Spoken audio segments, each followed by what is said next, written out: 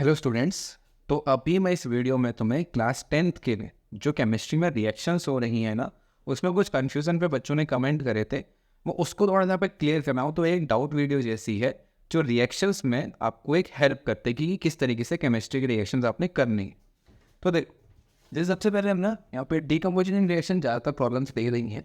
तो decomposition reaction में जैसे कैल्शियम कार्बोनेट, तो देखो केमिस्ट्री एक प्रैक्टिकल का कॉन्सेप्ट है ना, तो जस्ट यहाँ पर हम कोशिश करते हैं कि हम उसको किस तरीके से सॉल्व कर सकते हैं।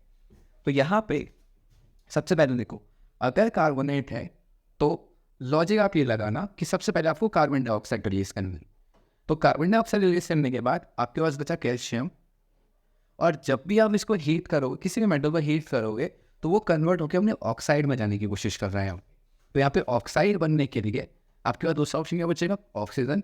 या देखो, अपने समझने के लिए भी, अभी याद करने के लिए, जैसे तुमने मान लिया कि अब दो तो चले गए, एक बच गया, ऐसे लॉजिक जैसे भी आप बना सकते हो केमिस्ट्री को। पर अभी मेटल को अपने ऑक्साइड में कन्वर्ट करना है। कैल्शियम की वैलेंसी 2, ऑक्सीजन की 2 कर दिया, क्रॉस मल्टीप्लाई कैल्शियम ऑक्स। अब इसको करके देखते हैं। कार्बोनेट डीकम्पोजिशन पे कार्बन डाइऑक्साइड बचा, सोडियम, सोडियम की वैलेंसी 1, कार्बोनेट की वैलेंसी थी मेरे पास, सॉरी ऑक्सीजन की वैलेंसी थी मेरे पास 2, Na2CO3, sorry Na2O, sodium oxide. ठीक, अब इधर से कार्बन डाइऑक्साइड फिर रिलीज करेंगे कार्बोनेट से, बचा हाइड्रोजन और ऑक्सीजन। हाइड्रोजन की वैलेंसी 1, ऑक्सीजन की 2, H2। फिर देखो इधर कितना इजीली हो रहा है, कार्बोनेट कार्बन डाइऑक्साइड, जिंक की वैलेंसी 2, ऑक्सीजन की 2, तो हो गया जिंक ऑक्साइड। अब इधर देखो, ये क्या है हमारे पास? हाइड्रोक्साइड। हाइड्रोक्साइड किस में कन्वर्ट होगा?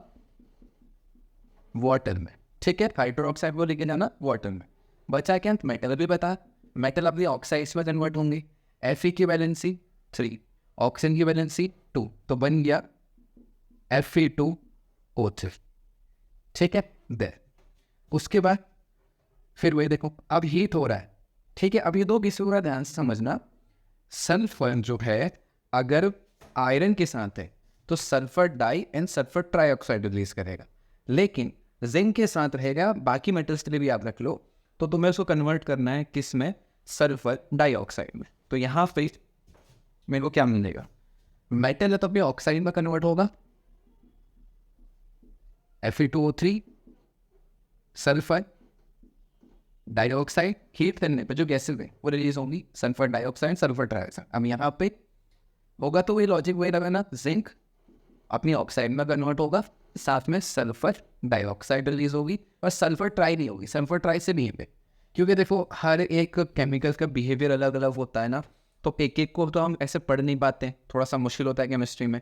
इसलिए मोस्ट ऑफ द वे हमें क्या करना है, इस स्पेशल केस को याद रखें ना। मैं 10th की बात कर रहा हूँ, हायर क्लासेस में जाकर पढ़ोगे, कुछ केसेस ऐसे हो जो जूनियर क्लास में पढ़ा दिए जाते हैं, कुछ ऐसे होता है कि हायर क्लासेस में पढ़ा दिए जाते हैं पूरी डिटेल के साथ, वो आप फ्यूचर में जाके पढ़ो। ठीक है, तो यहाँ पे बचा हुआ ऑक्साइड, मतलब ऐसे सल्फर जहाँ पे आएगा तो सल्फर डाइऑक्साइड एंड ऑक्साइड में रिलीज होता है, बट इसके केस में वो सल्फर ट्राईऑक्साइड में रिलीज करता है।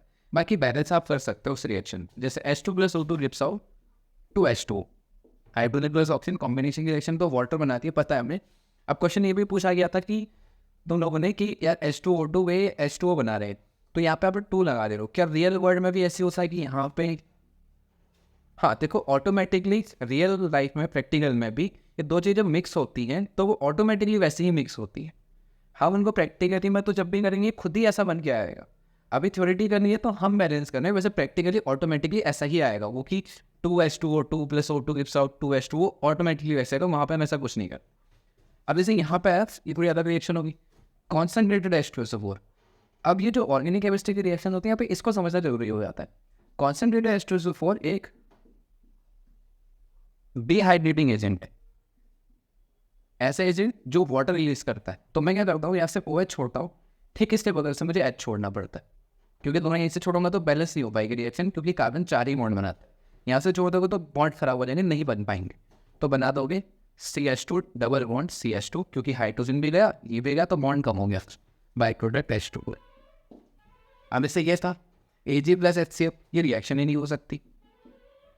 रीज़न है नो रिएक्शन होने का कि सिल्वर हाइड्रोजन से रिएक्टिविटी सीरीज में नीचे आता है। जो भी आपसे रिएक्टिविटी सीरीज में ऊपर आता है वही आपको डिस्प्लेस कर सकता है, जो आपसे नीचे आते हैं वो आपको डिस्प्लेस नहीं कर सकते। जिंक और क्लोरीन मतलब हाइड्रोजन हम रिप्लेस हो सकता है क्योंकि जिंक ज़्यादा रिएक्टिव है, तो वो हाइड्रोजन रिप्लेस कर सकता है और रिप्लेसमेंट लाइक टू लाइक ही होती है। जैसे जिंक मेटल है तो पॉजिटिव, हाइड्रोजन को मैं हम मानते हैं कि पॉजिटिव ही है, तो लाइक टू लाइक। अब जिंक की वैलेंसी होती है हमारे पास 2, क्लोरीन की 1, क्रॉस मल्टीप्लाई ZnCl रिलीज करेगा यहाँ से,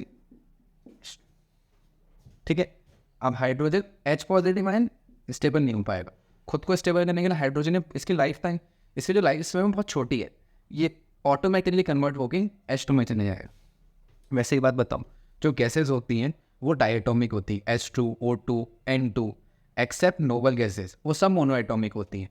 डायटोमिक इसलिए होती है ना वो गैसेज, क्योंकि जो डायटोमिक गैसेज होती हैं वो नॉन रिएक्टिव हो जाती ताकि नेचर में रिएक्शन ना करना, H2 और Cl2 मिल जाएंगे तो इसलिए H2 as it is O2, ताकि वो उसके बाद ना वो गैसेज एक तो नोबल गैसेज चिप का कॉन्फिगरेशन अचीव कर लेती है, दूसरा उसके बाद वो गैसेज जो होती हैं वो अनरिएक्टिव हो जाती है। बाकी हीलियम, नियोन, आर्गन ये ऑलरेडी अनरिएक्टिव होती हैं, इसलिए डायटोमिक गैसेज नहीं बनाती है, ठीक है।